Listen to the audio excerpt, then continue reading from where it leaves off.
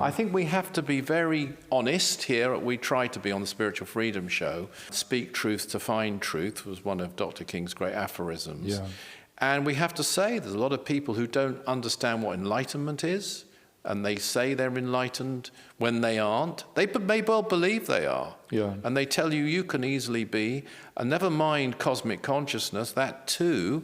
There are some books, there's certainly one I know about cosmic consciousness, and there's a great description, such as that by Yogananda, which is a wonderful, wonderful state. But it is not the state, and I'm sure he would agree with this, as described in the Fifth Freedom by Dr. King. Yeah. And when you come to Ascension, anyone who would say what you just said absolutely demonstrates they have no idea what Ascension is. And I think we talked before, Dr. King did make a statement to somebody we both know in passing, that cosmic consciousness is something that can be attained by people if they really set their mind to it. But Ascension, that's really difficult. He made a big distinction there. Okay, and that's coming from him. That's coming from him, because you've got to get everything right. The Spiritual Freedom Show with Richard Lawrence, where politics is not the answer, materialism counts for nothing, and spirituality will set you free. Richard. Darren. So we have, before we get stuck into our show today, I wanted to bring up something that I thought was really cool. Which is that we did a show probably a couple of months ago now, you remember, in which you revealed that you had received a couple of messages from Madame Blavatsky, right? Yeah. And that you'd had an experience with her actually many years ago as well, relating to her, I would say. Indeed, yeah. And if I just recap that briefly, I think you had just taken on the position that you have now in the Aetherius Society. Yeah. And you'd had a vision, actually, of a woman who you didn't recognize at the time. Is that fair to say? Yes, I didn't, that is fair to say, yes. And you'd heard this voice that said, turn back to Buddhist detachment. Yes. But I think the reason why I'm bringing this up today is because there's kind of like an even more compelling aspect to this, wasn't it? I was reminded, actually, because that story was published by Dr. King in his journal Cosmic Voice, that we still publish today.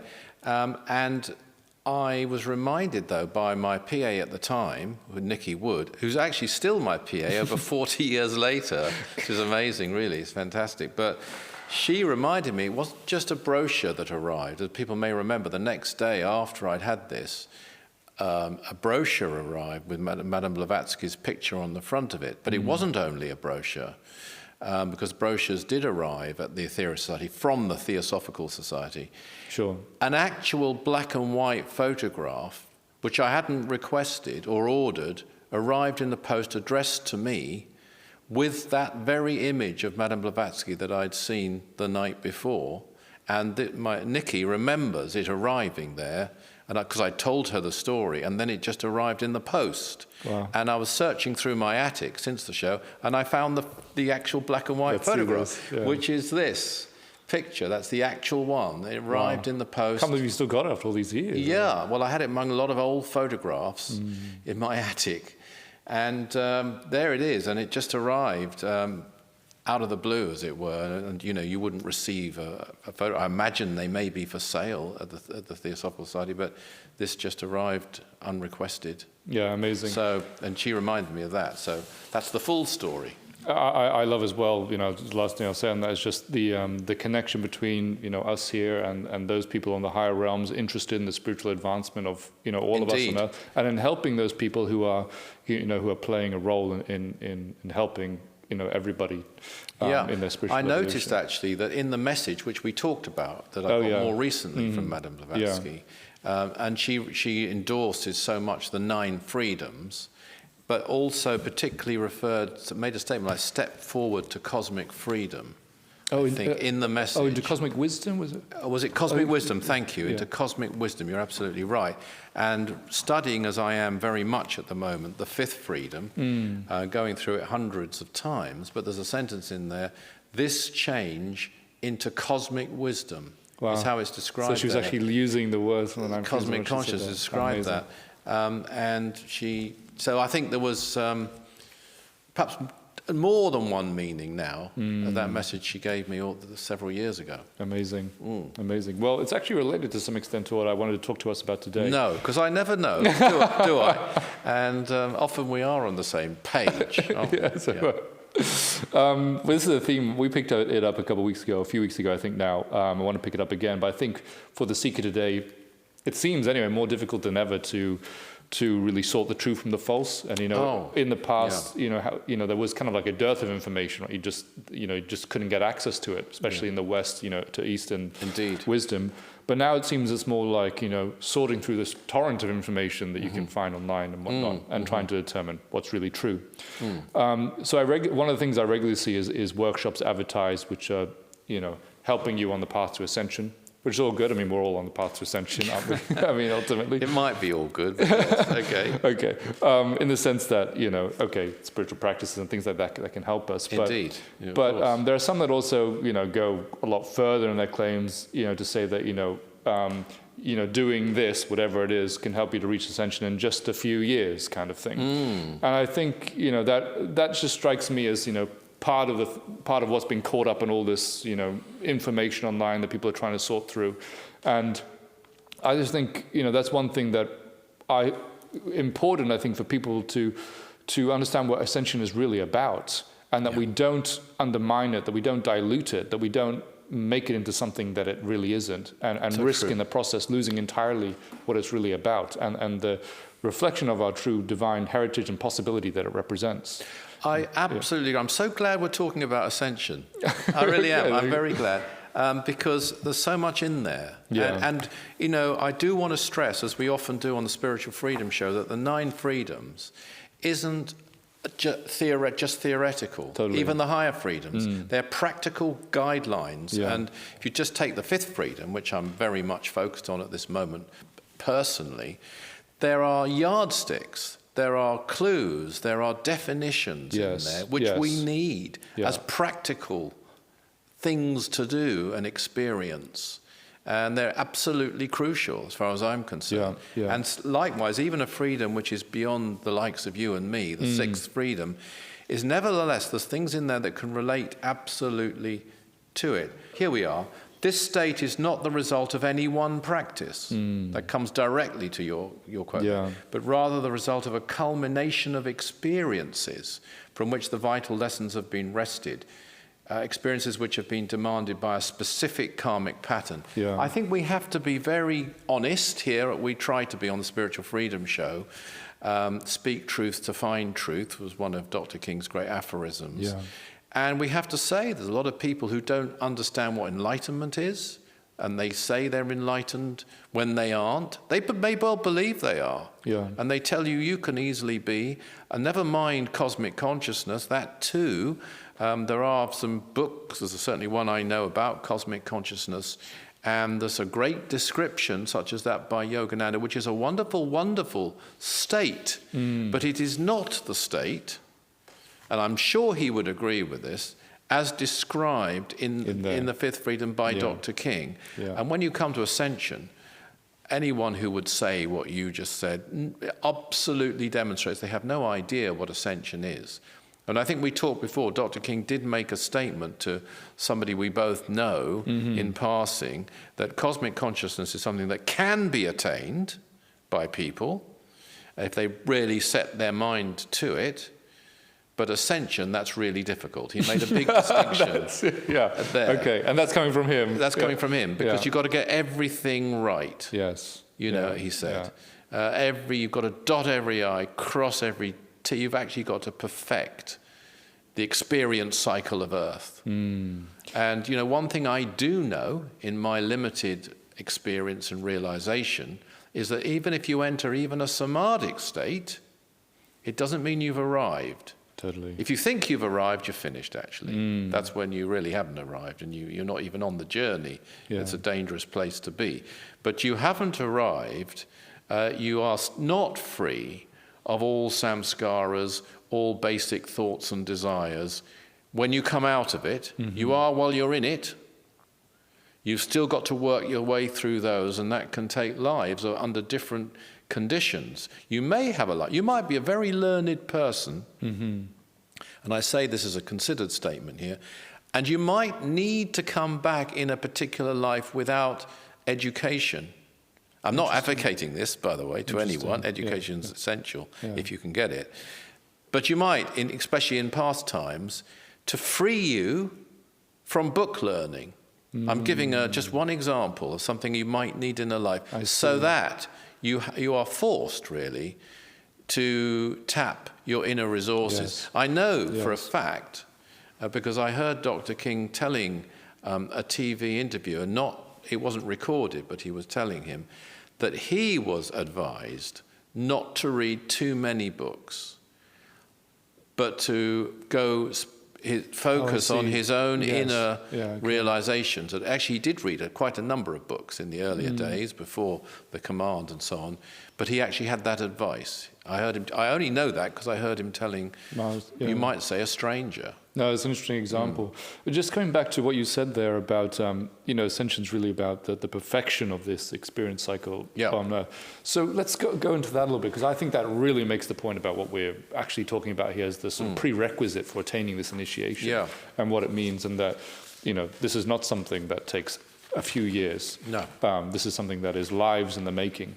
And even if you are someone who's very advanced, I mean, we can get into it as well, but there are these other yardsticks, even in the fifth freedom, that you could use to sort of gauge how far along this path towards ascension you really were. Yeah, indeed, So this perfection of mastery of the experience cycle of Earth, what would that, what are we talking about there? It would entail, there's something which I've been thinking about a lot. Being someone who's made a number of mistakes in my life. Have we all? And and what do you do about your mistakes? Even at way below the ascension level. Sure. You are not defined by your mistakes. You're defined by what you do about them. And that, I think, is where the Great White Brotherhood have all of them have completely excelled, because they have taken them as there's actually an absolutely fantastic quote, put it better than what I just said, by Dr. King, talking about one of the greatest cosmic masters we know of, and when that cosmic master was in a particular really challenging position, he said every mistake he'd made paid off. You might remember that. Yes, I do. Yeah. And so I think what they will do, what all of us will have to do, is go back to the areas where, we have made mistakes, and we will have to correct them and transmute them and turn them to an advantage. And there are some examples where, and this is a really strange karmic paradox, where some people's mistakes can really pay off for the betterment of others. Yeah. It doesn't mean they should have made them, but nevertheless, the fact that they made them puts them in a position. I think on a basic level, actually, we know of wonderful examples of former gangsters, former drug addicts, who go into prisons, for example. They're reformed themselves, and they use their bad, difficult experiences to help other offenders to overcome theirs. Everything can be used in its most positive way. But at the highest level, I didn't know what you were going to talk about, but I have a quote about the sixth freedom here from Dr. King in my hand here. It's slightly different, but I think it's also kind of relevant. And he said this, and he was talking about those who go on to ascension. And he says, well, even though you will want to go on and have birth upon another planet, because when you reach that stage, you have the option of either moving on to a higher planet. You've been through cosmic consciousness. You've mastered all the experience of life. You've transmuted whatever mistakes you've made and turned them around, and you're at the highest level. You don't need these experiences anymore. So he says you'll want to go on and have birth upon another planet. However, if you are needed here, you will volunteer.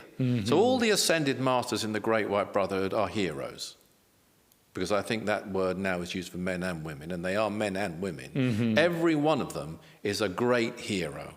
And without every one of them, we wouldn't have the experience cycle we have. And that, to some people, I've heard sort of criticize them, and they are completely out of order. They're not in a position to criticize them. We can only thank them. Anyway, he says, you will volunteer. You will volunteer to come back to this earth might have to volunteer to come back to have lies and rumors and horrible things said about you, but you will still volunteer to do it. Believe it or not, you will. Seems ridiculous, but you will. And he throws in those lies and rumors and horrible things said about you. Yeah. And I'm afraid, you do stand out on this earth when you're a great intelligence. Yeah. Count Saint-Germain had horrible things said about him, and it's happened through history. It's happened to cosmic avatars, never mind ascended masters. And, with a lot of people, there are some of my spiritual heroes of the last, say, 150 years have had, and I'm going to name them because I don't want to add grist to the rumour mill. Grist to the rumour mill. But horrible things have been said about some of them. And these are great spiritual figures, but rumours have been spread. They're still being spread, even to this day, about some of them. It's what people do. These are not ascended, they're very advanced spiritual figures I'm talking about here. Actually, one of them actually is ascended now. But, on the whole, this happens on this earth. And, there's a metaphysician from Japan called, I think I got his right, his surname is Motoyama. I think it's Hiroshi Motoyama, I think. And he said, and it's slightly different from this, that the psychotic, I'm paraphrasing it myself, the psychotic person can look the same as the genius to the average person. Yeah.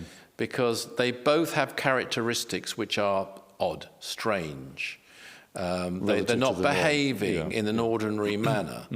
But one, he said, is calling on their genius, their higher aspirations. We might say they're superconscious if they're a creative genius. The other is actually calling on their imagination, their lower self. And there's all the difference in the world, but they look the same. And we've talked about that kind of thing before. So these ascended masters, those that are known about, many of them, probably most of them, aren't even known about by most people. They probably appear in the pages of various texts, quite a few of them, and some of them don't. But they have dreadful things said about them by people who don't understand at all what they really are. Totally. It's almost like this conscious attempt to disfigure their spiritual legacy, and which acts as an inspiration, as a guide for so many others. Indeed. And like trying to discourage people from the path. I would say with them, there's this old saying, there's no smoke without any fire. Actually, there is. There is when it comes to lies and rumours. There is no smoke. There is smoke with no fire whatsoever sometimes. When it's baseless. When it's about an ascended master, you can bet it's completely baseless, it's completely untrue. With some others at a lower status, there may be bits of truth and probably lots of lies, maybe sort of 80% lies and 20% a bit of truth, which is then being used against that person. But people don't really know. But when you come to an ascended master, no. These are perfect beings, as far as we're concerned. And I think that comes back to our original, the original thread we were talking about here, because it just goes to show how advanced they really are, and that anyone who is approaching that stage really is someone who's approaching this, extraordinary perfection or mastery over experience on Earth. Exactly. It's it's not like you're just like an ordinary guy and then a girl, and you kind of fall into it. It's not like that, is it? And as you say, these yardsticks that we have in the earlier freedoms are an easy way to sort of gauge how far we are along this path. You're not approaching ascension if you haven't entered cosmic consciousness. No, but there's a big change now, a massive change, and it's delineated by the lawgiver, Mars Sector 6 in the 9 freedoms, which is that now you have to do slightly different things to attain ascension than you did before. Now, don't get me wrong, it wouldn't have been enough to just go off into retreat and perfect yourself. Even in the old days, you would still for ascension, not for cosmic consciousness. Sure. Now, you wouldn't even get to that level of cosmic consciousness unless you were leading or had led an active life of service, or lives actually of service, to get there now. So that's a big change. The Brahmin tables, the old Brahmin tables, have been altered. And we know the big definition, and we keep coming back to it from the seventh freedom. It's no longer transmigration, it's now transmutation. So there is a difference, and that difference has affected the great, wonderful ascended masters, of course, and their functionality. And the influence of certain cosmic adepts who've come to Earth has affected their functionality and changed them. You mean in terms of what they do? Their operation, their modus operandi, if you like. Yeah. So they are now, they are active in a different way. They're what you might say less detached. They were never detached, or they wouldn't have even been here internally. But they follow certain laws. Sure. They have to. Sure. And the certain guidelines they were given of a more detached, pacifistic, you might say remote approach, still keeping existence alive on Earth, enablers of terrestrial experience, even though they may have been remote. But they're more, as you might say, becoming proactively engaged in the affairs of the world. Then they're still not walking among us openly, although occasionally they might, and some we might not even know it. But there is a change afoot. That's a slightly different topic, but it's key to the Spiritual Freedom Show, as a matter of fact. Yeah, actually, I want to come back to that in a forthcoming show. Because I don't think you'll hear on any other radio station on Earth put over the way we're privileged to be able to put it over on the Spiritual Freedom Show. You heard it here first. Other than if Theorist Radio Live. One thing that makes me think about, is that, all of this, the level of mastery that we're talking about with Ascension. I mean, because there's obviously a tendency that we have in general on Earth to just like take the shortcuts. There's a sort of tendency towards laziness and, to think that we can get something for nothing. And I think the achievement of Ascension just helps to reinforce how much these are kind of wrong thoughts about our own advancement. And that when you see things that essentially represent some sort of shortcut or new way, not in the way that Mars Sector 6 has described the way, but sort of like getting around something. It's almost just like a red flag, isn't it, that this is obviously something that's not true. Yes, indeed. And there's a lot of nonsense spoken about Ascension. And there was this wonderful movement. I think it was wonderful. I haven't studied it, but I think in its origins it was wonderful. Its name was certainly wonderful. That's the I Am movement. And I don't like to comment on other movements, but there are sort of, I think, from what I understand, cast iron examples of people who actually thought they had ascended or got them the elixir of life, and clearly they proved that they hadn't. It's so. Maybe some would contest that, and I don't claim to be an expert, but there's certainly cases, without naming organizations or names, of people who've got it very badly wrong, the Ascension. They're very glib about it. They take it for granted. They make assumptions, a lot of assumptions are made on Earth. I mean, one assumption that's made by science and politics of the world and most academics, it's a bit off topic this, but this is just an example, that if there is life in the beyond this solar system, it's got to be life as we know it. That's just an assumption. It's not a scientific assumption or a philosophical one. It's just a foolish terrestrial assumption. And this is what happens. And it's taken as an obvious fact by people, and it's not an obvious fact at all. And we've talked about that sort of thing before. Just as it used to be a fact that all the universe revolved around the Earth. That was absolutely assumed by religion, by science of the day, and it was completely wrong. And when it comes to Ascension, I think there's a danger of people assuming all sorts of things. One assumption that's quite often made nowadays by people, and I hear them, is that we're all going to heaven. I'll see you in heaven. Oh, yes, my son must be in heaven now. It might be a nice, comforting thing, pending what you mean by heaven. It's another word that gets abused. If you mean still exists, you're right. If you mean on another realm, you're right. If you mean in the highest mental, most heavenly realms, you're very likely to be wrong. I'm sorry. It's just a fact. doesn't mean they aren't advancing and evolving, because that's what we're all here to do, evolve. Right, yeah, totally. And so when, someone who's, as we all are kind of on this journey towards ascension, to whatever degree we are, I think it's helpful also to think about, what kind of person might you be if you were really far along this path? What sort of experiences might you be having? What sort of powers might you have? What would you be doing with your life, and what sort of impact might you have had on the world already? Well, I'll give you an opinion on that. All right. That's all I can do as a lowly person myself. I think you'd be a person who would want the greatest good. I'm sure you would be, in my own mind. A person who wouldn't even want ascension for yourself unless that was in the greatest good of the whole. Now, that might sound very strange. People might say, well, obviously ascension's going to be in the greatest good of the whole, isn't it? Because you'll have more powers, you'll be able to do more. Yes, yes, and no.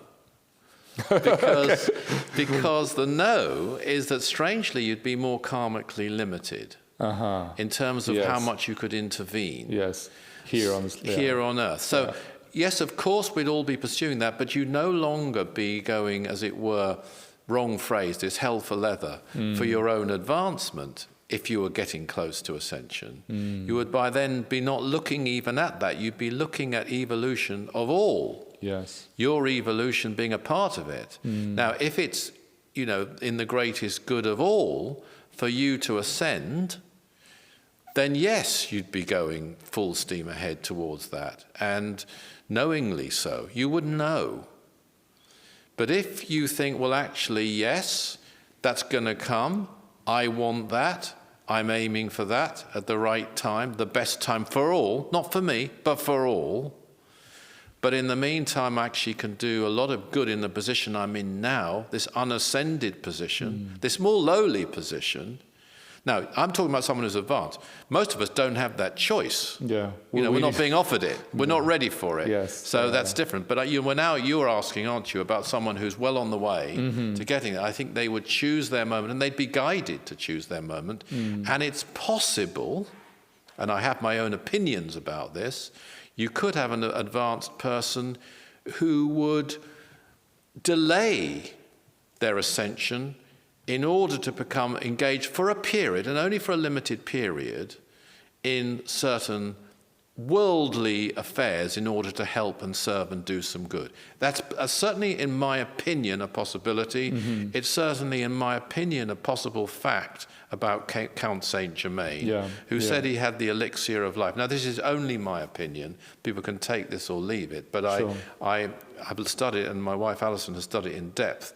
Most of the sources are in French, so she has a big advantage over me in that regard. We have a whole shelf of books in French relating to Count Saint-Germain and other things. But he got very engaged in world affairs in, for example, the 18th century, even turning up at The Hague, uninvited with a retinue, and starting to engage in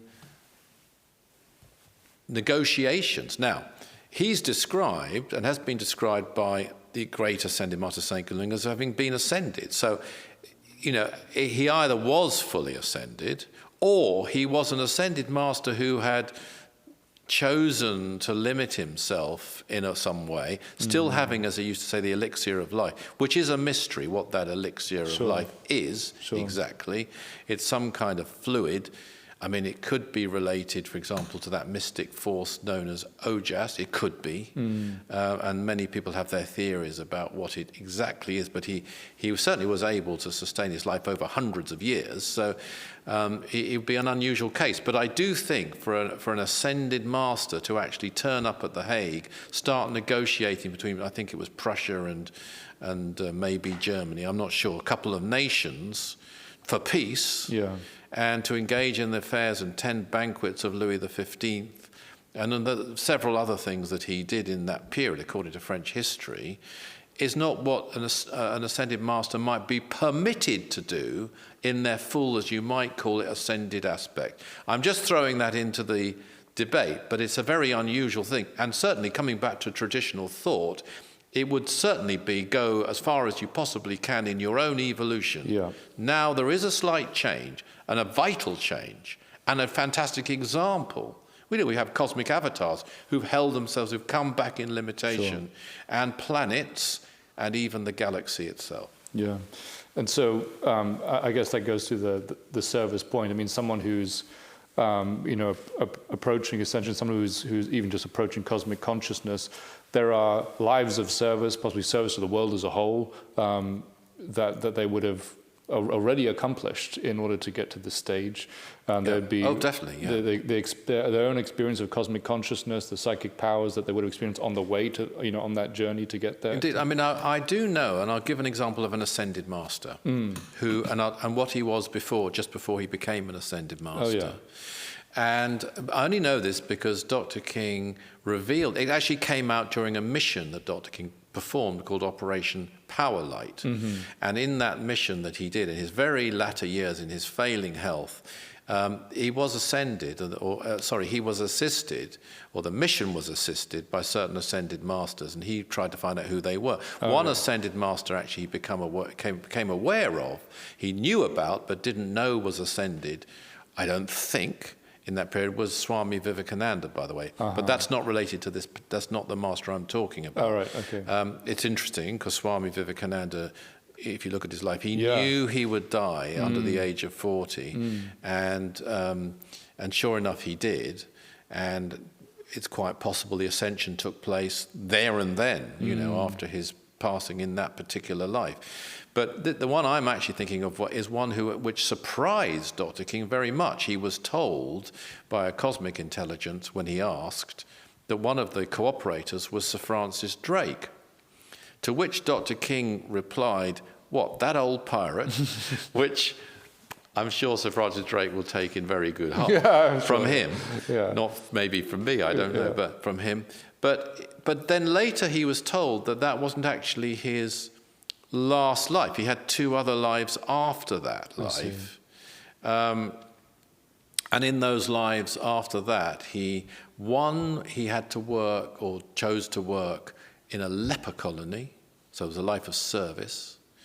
And there was another life in which he was a priest. Because you would need certainly an opportunity in a life to be not too busy, in the right way. I mean, you'd be very active at that stage, whatever you were doing. But let me put it a different way. You'd have to have time for reflection somehow. And I don't know what kind of priest, or even what religion of priest, I don't know. But he had a life as such, which would obviously enable him the opportunity for cosmic consciousness and so forth. But he had 2 other lives, is my point, even after that life. But he was described still to Dr. King as Sir Francis Drake in that encounter. That being his recognizable persona. Maybe that's the persona he's assumed, which I've long believed happens with people, advanced people on the other realms. And we've talked about some of these aren't ascended, these people, but they're very advanced. And we've talked about some of the writers. We've talked about Dante, Tolstoy, Francis Bacon. I don't necessarily believe that any of those, it was their last life. But when channeling, certainly through me, and maybe in general, on the other realms, they assume that persona because it's more useful in what they need to do now to help and to serve all. And it may be a key life.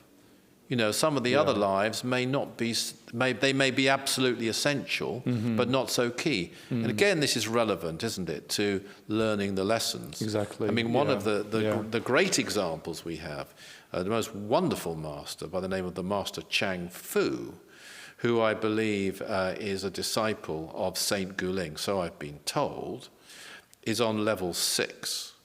That's where he's based, which is the highest level you can be based on, reside on. Level 7 isn't inhabitable, other than for short periods. He had a life where he made a mistake. He says it was a mistake. This is the kind of mistake that most of us wouldn't be capable of making. Even making. But it's still a mistake. And he basically entered a deep state. I'm assuming it was cosmic consciousness. It was certainly an advanced meditative state, and left the body, which is what they were taught and encouraged to do in those days. I'm not sure, but I think it might be roughly 1,000 years ago. But that's from memory. I could be wrong, but I think it was.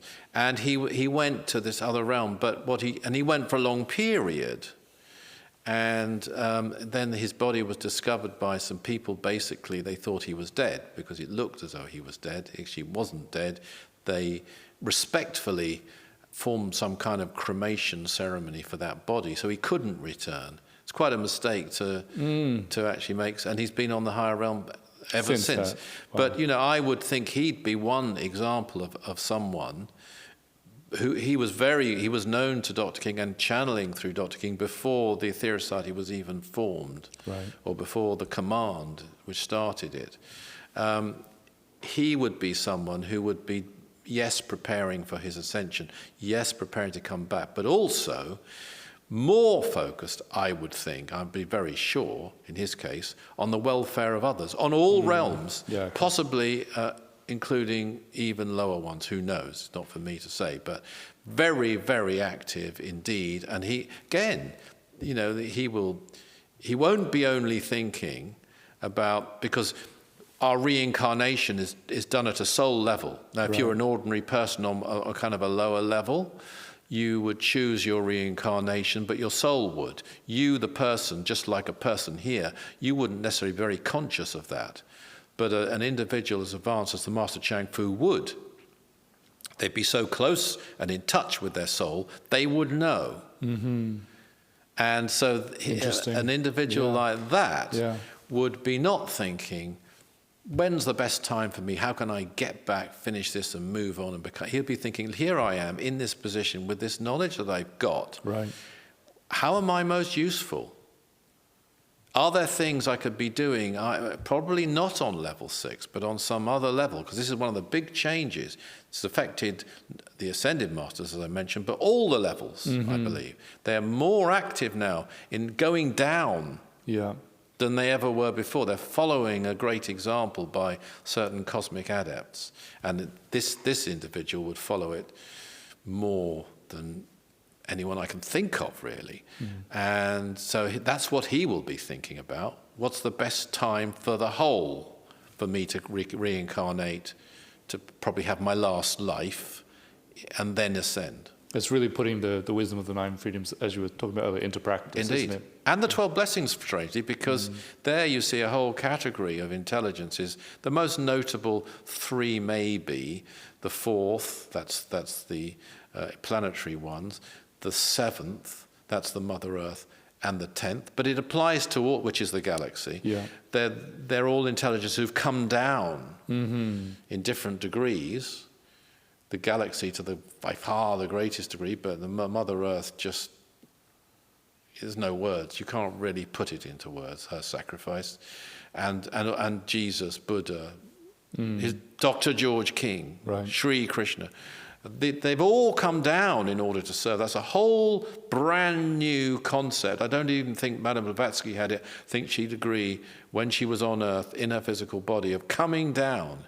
It was all go up, up, up, up, up, high as you can get, evolve yourself as much as you can, go onwards, go into nirvana, amalgamate with the divine. And if the Master Chang Fu, when he had that experience, was in those teachings were inculcated into him, which I'm sure they would be, he might well have expected he didn't actually need to come back. He will amalgamate with the divine. He may have entered nirvana, as it was known then, and found, I still have to do this. And that brings us back to your first question. That's what the Ascended Masters are doing. They've entered cosmic consciousness. They've entered they've gone beyond mind, beyond body, beyond time, and beyond mind. They've touched that all-knowing flame which is not mind. And they've mastered that. But there's still things that have to be put right and done before they can ascend. Thank you, Richard. Hey everybody, it's Darren here. Thanks for tuning into the show. Now, if you enjoyed that episode, don't forget to subscribe for more wisdom from the 9 freedoms. If you'd like to find out more about the 9 freedoms, about Mars Sector 6 by Dr. George King, go to our website, that's aetherius.org. Richard and I love hearing from you, receiving your comments, your questions on your spiritual experiences, and talking about them on the show. So do write to us, share them with us at spiritualfreedom@richardlawrence.co.uk. Always remember that service is the jewel in the rock of attainment. See you next time.